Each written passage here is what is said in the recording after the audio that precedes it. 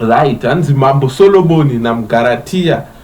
First off, my visuals akaipa. First off, the visuals are something else. The visuals and creativity ripo apa.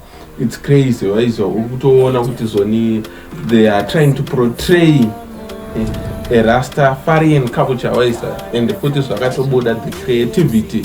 Shout out to the director with video la Pectanga 99 Orange Ink. Wakaita some wonders on this one.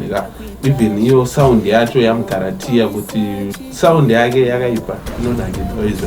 You can actually listen to the track vibing to it, which not pay attention to the lyrics, because on him is glorify bema chamba chiti, but this one saga kanoru muna fara chamba no song yako no ngwa yako yekushaina and so no dao Bemo Mambo Solomon na Bob Mali paizotanga kuti no woman no cry anenge achingaya kuoneko ipapo panenge achisasa izvo Bob Mali vachiziva ndo monero wari kuzoita Mugaratia ada kunyatsonzwisisa kuti chii zvakamera sei vaiziva saka I think ingoma rekubva muSaladik EP bozoni throughout the video tikuona kuti zvoni pane some